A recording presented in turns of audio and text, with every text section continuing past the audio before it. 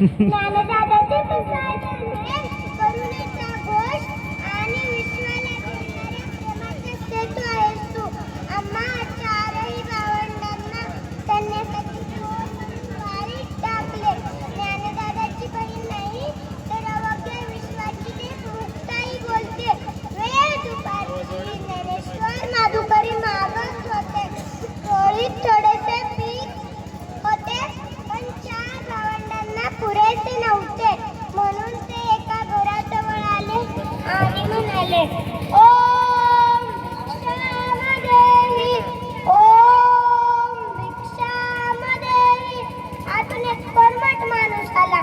त्याने धडपण दार बंद केले. पुन्हा ज्ञानेश्वर पुढे निघाले. पुन्हा त्या कर्मठ माणसाने दार उघडले आणि म्हणाला, ए पोरा, ए इकडे इकडे, ए पोरा, ए इकडे इकडे. संन्यासाचं चोरणारे तू, तुला भिक्षा पाहिजे, ये ये. हे घे पीठ. पीठ म्हणून झोळीत मातीच टाकली. पुन्हा ज्ञानेश्वर मान खाली घालून पुढे निघाले. पुन्हा त्या कर्मठ माणसाने झोळी सोडली आणि म्हणाला, या भाकरी पण घेऊन जा. असा काय रे, डोळे काढून का बघतोस? भिक्षा मागते. एक्सप्रेशन बघा, मुलीचे एक्सप्रेशन किती सुंदर आहे. टाळ्या वाजवा जोरदार. माईकचंही थोडंसं गोंधळ झालेला आहे. माईक मिळालेला नाहीये तिला कॉर्डने. इकडे मी विठ्ठलाच्या मूर्तीसमोर सांज वाट लावली. ही मूर्ती तेवढीच माझ्या आई बाबांची आठवण. मी हात जोडून रामरक्षा म्हणू लागले. मला चाहूल लागली की ज्ञानदादा आलाय. मी पटकन रामरक्षा उरकली आणि आपल्या भावांसाठी पान मांडली. त्याने सोपान दोघेही येऊन बसले. तेव्हा तिने विचारले, हे दोघेच कसे? ज्ञानदादा कुठे आहे? त्याला भूक नाही म्हणतो तो. सोपानाने उत्तर दिलं, भूक नसायला काय झालं? थांब, मीच बोलवणार. असे म्हणून मी खोपटात गेले. हे खोपट म्हणजे माझ्या ज्ञानदादाची एकांत जागा.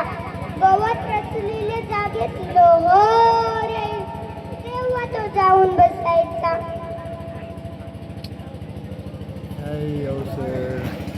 रुसून बसलाय. ए ज्ञानदादा, ताटी उघड ना. ऐकलंस? चिंता क्रोध मागे सारा, ताटी उघडा ज्ञानेश्वरा. योगी पावन मनाचा, काही अपराध जनांचा. विश्वरागे झाले वन्य, संत सुखे वारे पाणी. विश्वपाठ ब्रह्मदोरा, ताटी उघडा ज्ञानेश्वरा. हे ज्ञानदादा, कोणी वाईट वागलं तर क्षमा करावी हे तूच सांगतो ना रे. आणि आज तू स्वतः वागून बसलाय. भ्रष्टाच झाले असणार म्हणून तिथे तो नसायचेच. फुले फुलतात तिथे काटे खुपायचे. केवढा फुलतो तिथे नाग निघायचे. असं रे काय दादा? सारे जग जरी अगेसारखं दाहक झालं तरी संतांनी पाण्यासारखं शीतल असायला हवं. दातांनी जीभ चावली तर कोणी बत्तीशी तोडतं काय? अरे या उर्मट लोकांमुळे साऱ्या जगावर बसायचं. तुम्हा संत मंडळींवर तर खूप मोठी जबाबदारी. हे तुम्ही अवघ्या विश्वाला तारायला हवं. हे मी सांगायला पाहिजे. कारण ज्ञानदादा, जमले रे मी, माझे पाय झुकले. तुला तुझ्या बहिणीची दया नाही काय? विसर नाही राग, क्षमा कर या लोकांना. तुझ्यावर जेव्हा पाठ प्रेम करणारे बिंदुकले लोकांसाठी दार उघड. ज्ञानाचे दिवा लावण्यासाठी दार उघड. तुझे सामर्थ्य दाखवण्यासाठी दार उघड. गाडीत असलेली साधे ज्ञानेश्वर खडबडून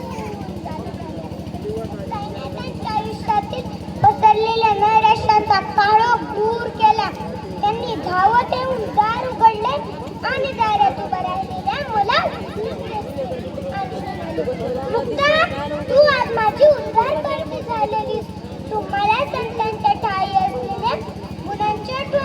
हे शिवा आता मला विश्व कल्याणात इथं बस. कार्यात भाग घ्यायचा आहे.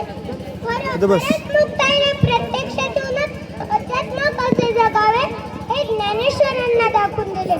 ज्ञानेश्वरांनाच नव्हे तर संपूर्ण जगाला मुक्ताईने शिकवण दिली की माणूस